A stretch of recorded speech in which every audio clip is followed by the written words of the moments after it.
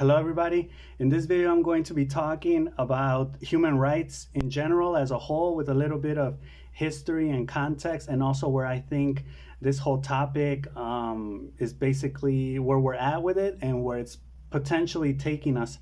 Now, there's nothing negative I'm going to be saying here. It's just like simply exposition and some of what I've been learning and investigating on this topic. Some of the things I'm going to be talking about, I've already spoken on. I've touched these topics before in other videos, but I'll let you know when that happens. So first, I'm going to be talking about I'm going to be considering 5 different things. In this case, the first one is the difference between natural human rights and self-evident human rights or truths. Now, natural rights, according to ChatGPT, are more philosophical in nature, so we could even say that they're precursors to the self-evident or the evident truths, right? The evident human rights. Now, self-evident rights or evident rights or truths are more based on what the Constitution, for example, of the United States did. And basically, they are the farthest thing back we can think of in terms of human rights. Why do I say they're the farthest thing that we can think of based on human rights? Because they are considered obvious and undeniable truths that do not require further justifications. So you don't need to explain why we have human rights. They're self-evident or they're obvious in that basically just by being born, you have them. You have basic human rights, like for example, I think the first one is, in case you're like, I don't know what you're talking about, the first one is the right to life. So no one can kill you, no one can take your life away. And then from there, it varies, depending on the country, like France, the United States. I think in the United States, it's like life, liberty, and the pursuit of happiness. In France, I think it's life, liberty, and like property, or in some cases, it's property. But that's basically the difference. They're pretty much the same.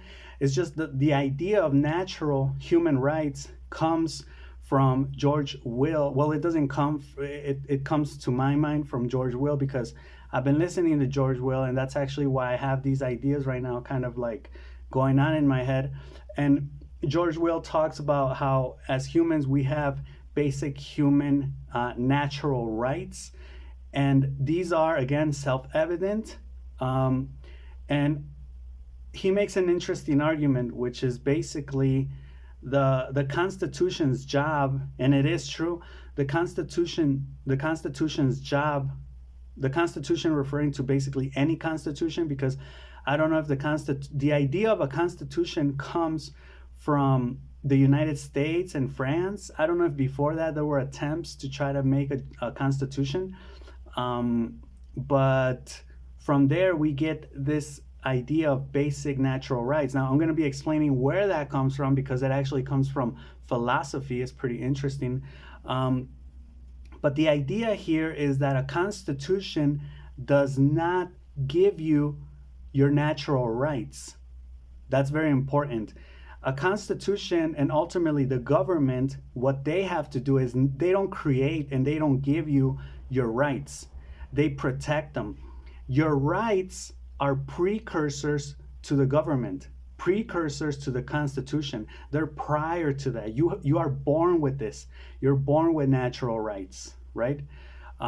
So the Constitution's job is not to create these rights, it's to protect you and others from bad people, basically. Now, yeah, these rights pre-exist the government or are prior to government formation or basically any type of social structure or social organization. And the government's job, again, is to respect them. It could be life, liberty, and the pursuit of happiness, but again, they're going to vary. That's the second point. Now, the third point, which basically George Will talks about, is the idea of separation of power. Now, I didn't know this, but Woodrow Wilson was actually like the first progressive or one of the first progressives out there during World War One, where he said, George Will says that Woodrow Wilson questioned the founding fathers, and he was the first president to do so openly. Like the founding fathers, set up the Constitution when there were 4 million Americans, and they were all living near the shore or near, close to the Atlantic Ocean. But now, during Woodrow Wilson and the beginning of the Industrial Revolution, he had to worry about a bigger country with a bigger population, and he was basically in favor, if I'm not mistaken, of centralizing. Now, I'm a believer of like the horseshoe theory, and how a lot of these ideas that lean left, lean right sometimes get mixed up, and when you're really talking about like progressive things, but you're also saying to centralize, it's kind of like, what? Like, aren't you for the people? You should let the people decide. But then you get like a lot of socialist movements where it's actually the opposite of letting the people decide, and it's more like the government becomes a tyranny or tyrannical, right? So that's like, what?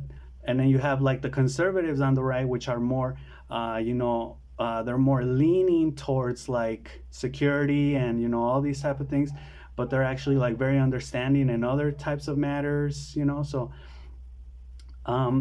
the separation of power takes place in the Constitution because this is a way to try to get the government not to centralize its power, and hence not controlling every aspect of civilians' lives, right?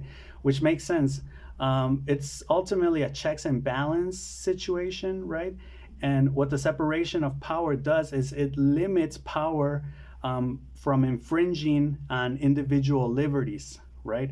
So by separating the power, it's like conquer and divide and conquer. I guess it's that idea. You separate the powers, and that basically, that's like an antidote, or that's a way to get the powers not to become overwhelming, right? And basically want to control everything. Now, this is just kind of like a my question, like a philosophical question, and you can let me know in the comments what you think.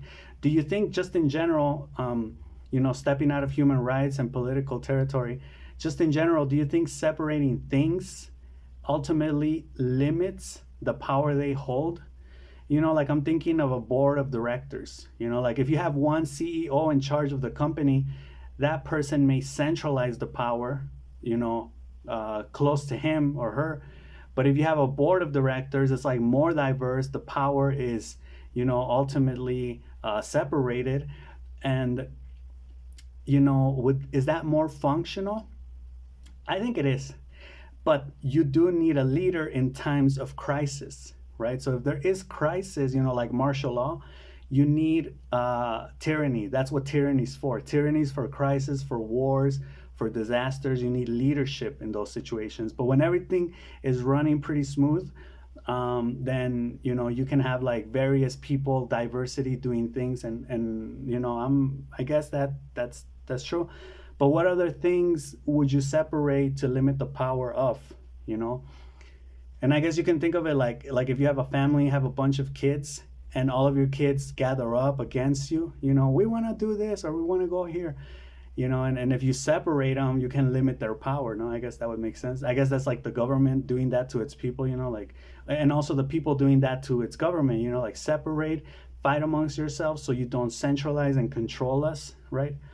Okay, so that's the third point. Now back to the human rights idea. Well, the separation of power relates to the human rights idea because the separation of power is there to not violate human rights, right? And that's the whole checks and balances idea. Now, the origin of the human rights idea dates back to the Enlightenment period, right? Here we're talking about John Locke.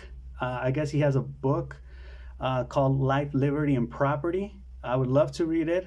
I didn't know that was out there. I mean, I knew John Locke was like a capitalist. And George Will actually talks about how conservatism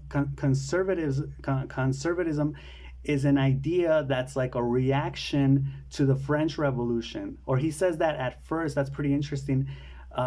conservatives become aware of themselves and of the idea of conservatism when the French Revolution, and he says this so perfectly. He says it had good intentions, it had questionable methods, and it had disappointing results, right? Because I think after the French Revolution, there's another revolution, and it's kind of like the Mexican Revolution too, where there's a revolution, and then there's like they assassinate some presidents, and then there's like chaos for like 20 years. The tyrannical leader Porfirio Diaz that they were trying to overthrow actually left the country peacefully in 1911, and it was basically like civil war for 20 years. So it wasn't even like a revolution against a tyrant. It was more of like an infighting amongst the various factions and groups that existed in Mexico. The Mexican Revolution is very interesting, and there were a lot of betrayals and things like that. So anyway, back to the human rights thing. So its major exponents or people that presented this idea, I guess without really wanting to, was John Locke, Rousseau. Rousseau was this guy that thought that we should live like animals, and he was all for freedom. And I guess these guys are like the ideology, the background ideology behind like the project that is the United States. George Will says that history made Europe, but ideas made the United States, which I'm kind of in favor of because I'm a person that just loves ideas. And ideas seem like a pretty trivial thing, but they are powerful, and they're actually what moves. I mean, ideas that have stuck and that continue to exist despite the test of time, they're powerful. So it's like, yeah, you might have this idea, nobody, pays attention to you, but then if like later on other people catch on and it picks up and it's like a snowball effect, watch out, right? Ideas can be powerful. So yeah, John Locke, Rousseau, and Kant, Immanuel Kant, an idealist, Kant philosopher. You have to have idealism there. I'm not really sure what Kant did for the human rights thing, but I think he also spoke on the fact that humans have certain like basic rights, right? Despite gender, nationality, whatever, age, affiliation, whatever, you have certain rights that are evident, undeniable, true, self-evident. They don't need justification. Just for the mere fact that you are breathing, you have them, right? Which I think is a good thing. Again, I'm all in favor of that. After that comes the French Revolution and the American Revolution, right? With the American Revolution, specifically with the Constitution. And if you see any like history series, like I saw the John Adams, mini series biography, or any type of people talk about the Constitution, you see that they are. I don't know if I should call them religious Christian ideas, but they're the ideas that basically everybody in the world now believes in, right? These ideas of basic human rights, right? Basic human decency, the right to a trial, the right, innocent until proven guilty, the right to life, right? So yeah, we have the revolutions, then comes the Bill of Rights in the United States, and ultimately the Human Rights Committee and International Human Rights post-World War II, after the Holocaust in 1945. All of that good stuff gets, in place, gets cemented, and that's where we're at right now, 70 years later, 80 years later, right? So my question to kind of finish this video off and a little bit of food for thought for you is this question. Do you think this is the best we can do as humanity? Do you think this is the best we can do as civilization? I would say it's a pretty good thing. Human rights, universal human rights and international human rights, the committee. I think all these ideas are a good thing, and it's kind of funny why we have them, because when we think of human rights, we think of this like very positive thing. But the reason we have them is because of very bad things, because of very negative things that have happened, evil things, malicious intent things, right? So the human rights code is basically there to fight off evil and malicious intent, right? Now, George Will has this interview with this girl, and she asks him about this idea of horizontal and vertical threats, right? Like she asks something about like, how can we defend ourselves against, I think she uses the word parallel, but it's like horizontal threats. Horizontal threats meaning like, your peers, like your neighbor, person in the street that wants to mug you, person that wants to kill you, a crazy guy in the street, someone that wants to do harm to you, to the ones you love, right? That's like horizontal threats. And then vertical threats are like from the state, from the institutions, from the authorities to the individual's liberties, right? So there are horizontal threats and there are vertical threats, right? And this is the reason human rights exists, to defend us from threats, from these type of global threats from the outside, right? Towards our integrity, towards our life, ultimately, right? So do I think that, let me know what you think, but I'm gonna tell you what I think. Do I think that this is the best we can do as humanity or civilization? I was really thinking about this today, and I was kind of going like, yeah, I think this is as far as we're gonna go in our progress. But my answer is yes and no. Um, yes, because like I asked ChatGPT and it told me education, for example, helps mitigate horizontal threats, right? So all these ideas of like respect your neighbor, do no harm, moral values, education, higher education for that matter, influence in the way that you comport yourself and your behavior, right? So they mitigate horizontal threats, like threats from your neighbor, from people on the street, right? Like, hey, be good, like, don't you know?